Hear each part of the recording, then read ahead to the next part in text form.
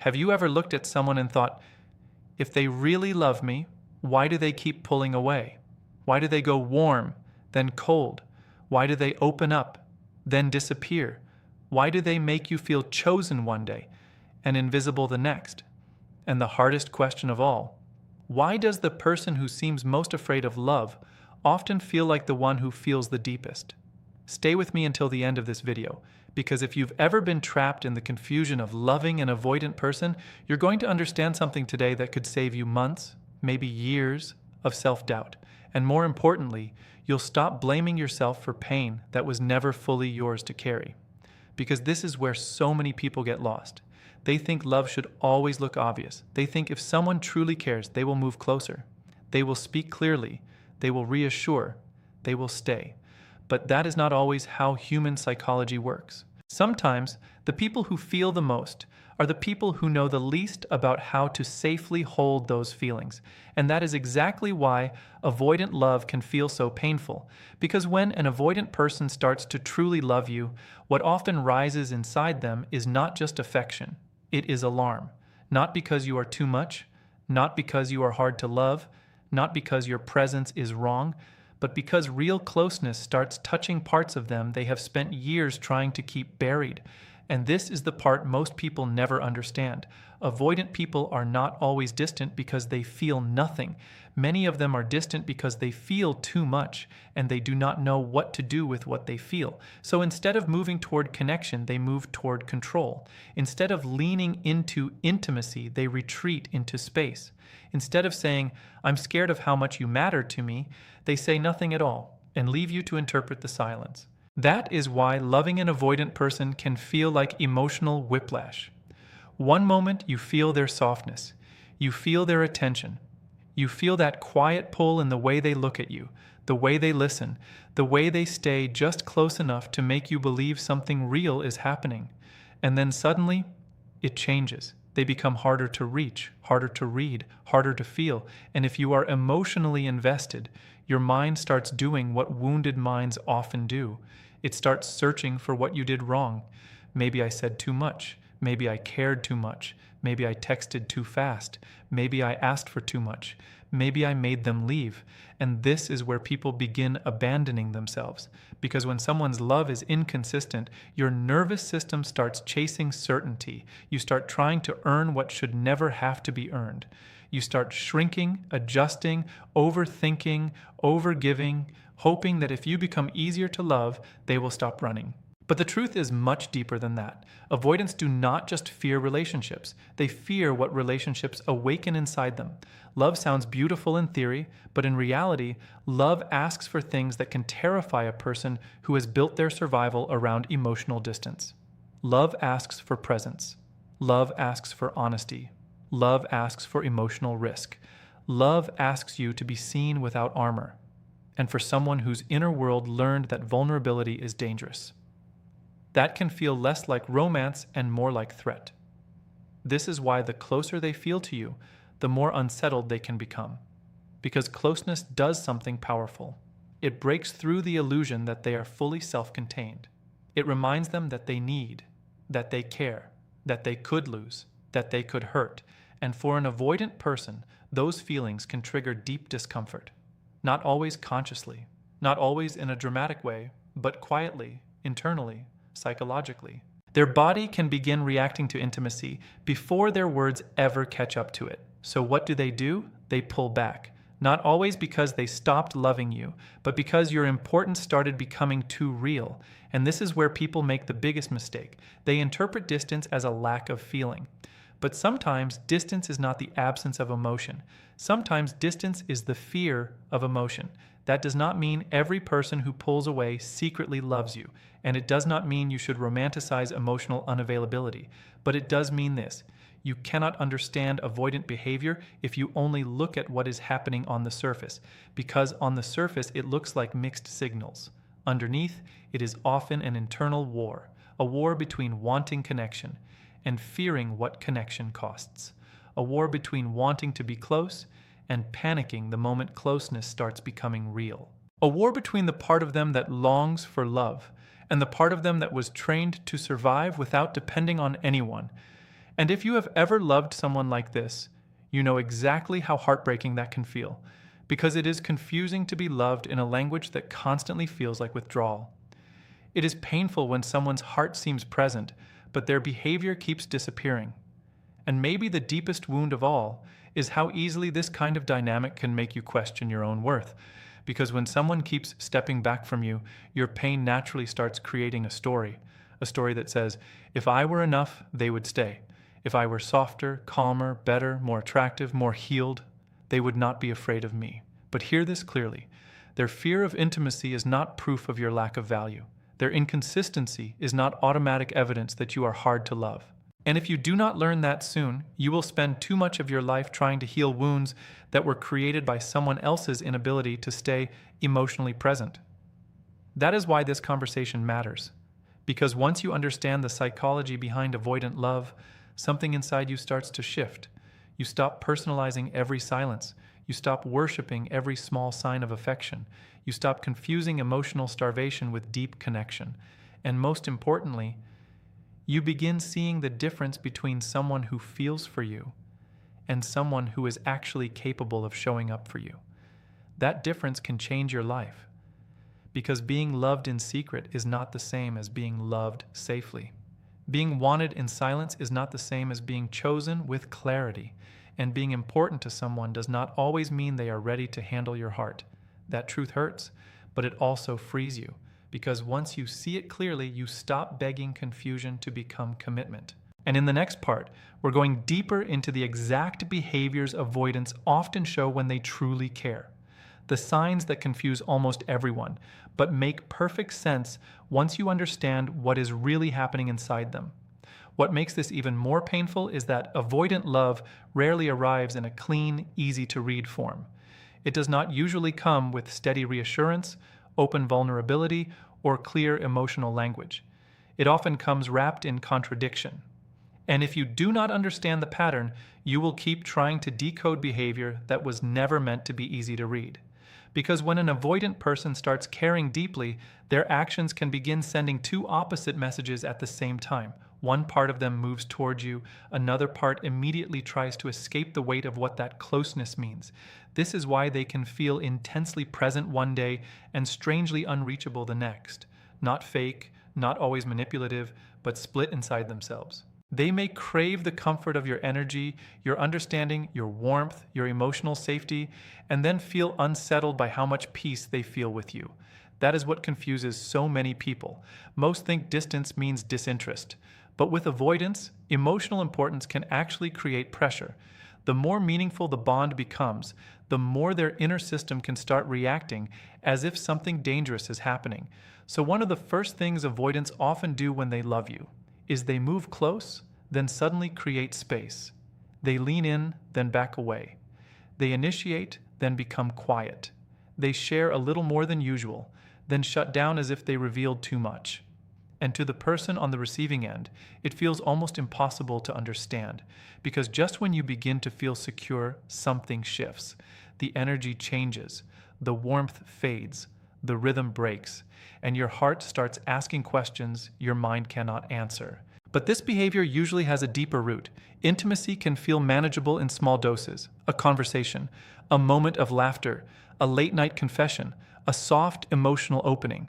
But once the connection begins to feel real, their nervous system may start interpreting that emotional depth as loss of control. Suddenly, they are no longer just enjoying you, they are feeling affected by you. And for someone who has spent years protecting themselves from emotional dependency, that can feel overwhelming. Another thing avoidants often do when they care is they feel far more than they ever say. Their emotional world may be much louder than their words. They can think about you deeply, replay conversations, notice shifts in your tone, remember details you forgot you even shared, carry your presence privately in ways you may never fully see. But because expression feels exposing, they keep so much of it locked inside. They may care in silence, miss you in silence, feel drawn to you in silence. And if you are someone who needs direct emotional communication, this can feel like starvation. That is why people often misread them. They assume if they really felt something, they would say it. But human beings do not always express love according to the depth of what they feel. Sometimes they express according to the amount of emotional safety they have developed within themselves. And avoidants often have a very limited emotional range when it comes to showing attachment in healthy, visible ways. They may feel the storm inside, but only reveal a few drops on the outside. This is also why they can become strangely attentive without becoming emotionally available. They may watch you more closely than you realize, not in a controlling way every time, but in a deeply observant way. They notice your moods. They sense when your energy changes. They pay attention to your patterns, your reactions, your timing, your emotional shifts. They may know when something is off before you even say it, but instead of stepping in with softness and clarity, they often remain indirect. They observe more than they express. They feel more than they admit. And this can become one of the most confusing forms of affection, because you can feel that they are affected by you. You can sense that your presence matters. You can tell that you are not emotionally invisible to them. Yet at the same time, they may still refuse to meet you fully in the open. It is like being deeply felt by someone who still cannot stand still long enough to hold what they feel. And that creates emotional confusion that can wear down even the strongest heart. Avoidants also tend to test connection instead of trusting it. This is a big one. Instead of relaxing into closeness, they may approach love cautiously, almost like someone touching fire to see if it burns. They might send a message, then disappear after you respond warmly.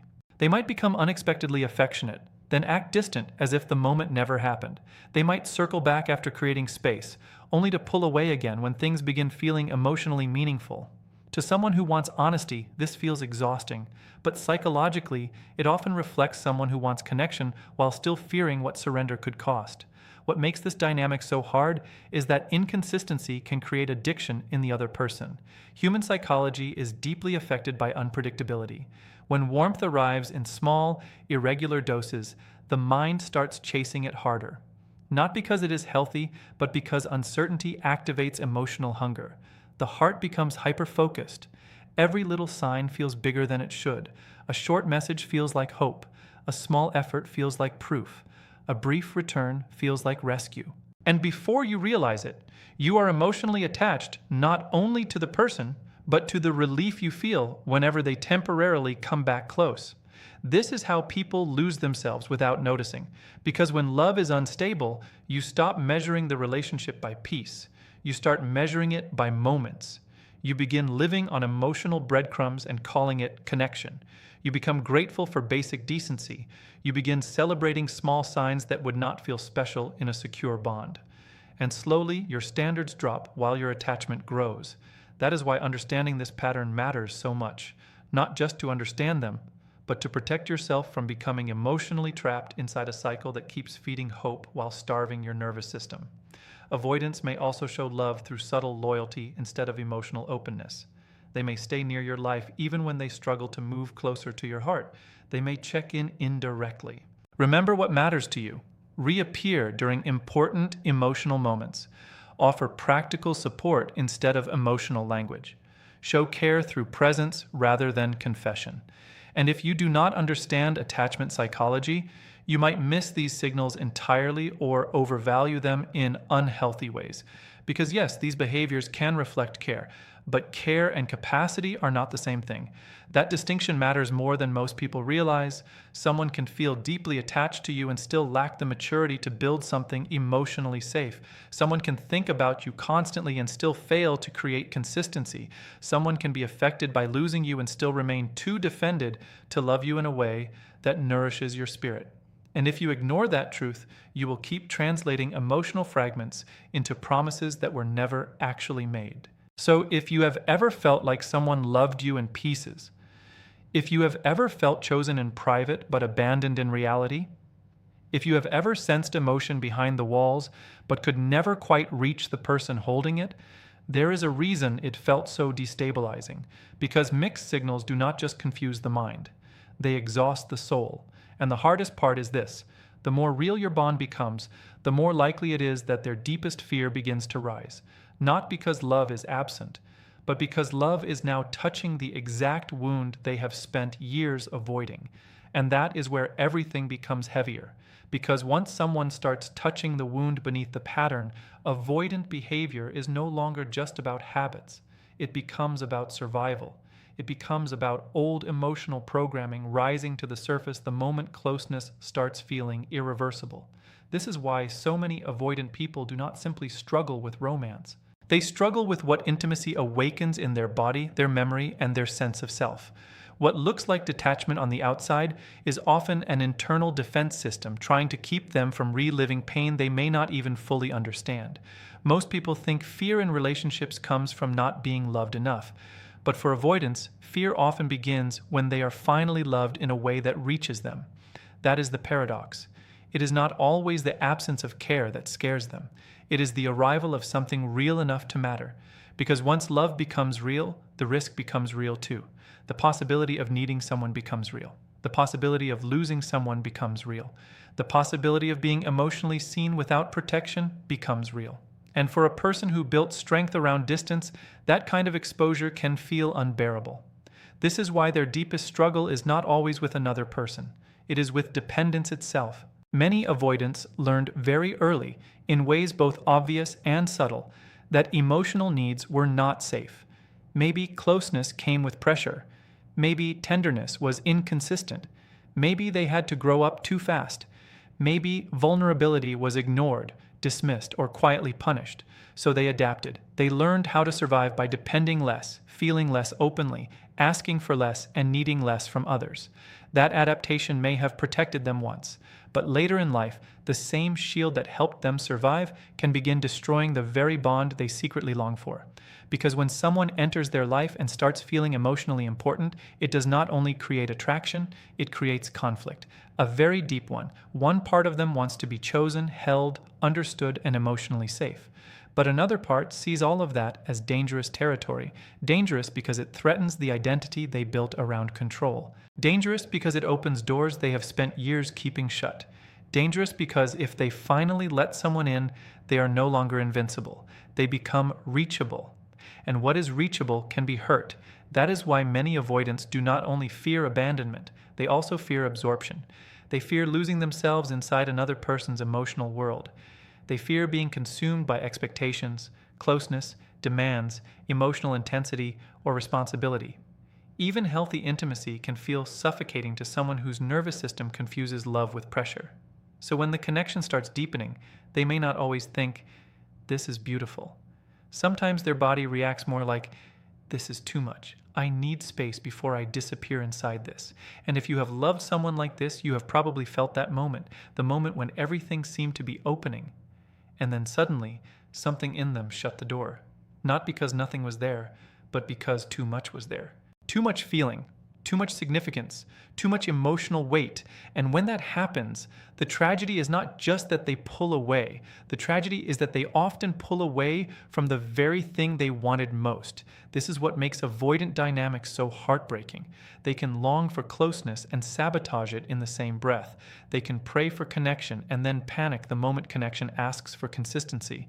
They can miss you deeply and still be the one who creates the distance. And if you are the person on the receiving end, this can leave a scar that is hard to explain. Because it is one thing to be rejected by someone who feels nothing. It is far more painful to be pushed away by someone who clearly feels something but still cannot stay emotionally present. That kind of pain can make you question everything. It can make you wonder whether love is supposed to feel this unstable. It can make you confuse emotional struggle with emotional depth. It can make you believe that if you just become more patient, more understanding, more careful, more healing, more emotionally available, maybe one day they will stop running. And this is where many people begin losing their center, not because they are weak, but because hope becomes stronger than clarity. But there is a truth you have to hold on to if you want to protect your heart. Someone else's fear of intimacy is not a mirror of your worth. Read that again in your spirit. Their inability to remain emotionally open is not proof that you are hard to keep. Their hesitation is not automatic evidence that you are too intense, too loving, too expressive, or too real. What they are fighting is often much older than you, much deeper than this relationship, much more connected to their unresolved history than to your value as a human being. And if you do not remember that, you will start carrying shame that does not belong to you. You will start translating every withdrawal into a personal failure. You will start blaming your heart for someone else's armor. You will start believing that love must always feel like waiting, decoding, tolerating, and proving. But love is not supposed to reduce you into emotional survival mode. Yes, every human being carries wounds. Yes, relationships require patience. Yes, healing takes time. But there is a difference between understanding pain and allowing pain to become your home. There is a difference between compassion and self-erasure. There is a difference between seeing someone's wound clearly and sacrificing your peace, trying to become the medicine they refuse to take. That is where so many people get trapped. They become emotionally loyal to potential. They stay attached to who the person could be if they ever faced themselves honestly. They fall in love with glimpses, with moments, with almosts, with rare tenderness, with hidden depth. And because those moments feel real, they keep hoping that one day the walls will come down and the love will finally become steady. But hidden depth is not the same as emotional readiness. Private feeling is not the same as relational maturity. And that distinction can save you from years of confusion. Because a person can ache for closeness and still be unable to build it. A person can carry affection and still sabotage trust. A person can want love with all their heart and still not have the inner stability to handle what love requires. That is not cruelty every time. Sometimes it is simply unhealed psychology playing out in real life. But whether it is intentional or not, the emotional damage can still be real. And that is why awareness matters. The moment you understand that avoidant distance is often rooted in unresolved fear, you stop worshiping the illusion that if you just love harder, everything will finally become safe. You begin seeing the pattern for what it is. Not as a mystery to solve with more self-sacrifice, but as a wound that only they can truly confront. Because no matter how deeply they feel for you, eventually they will have to face the one thing they have spent years escaping.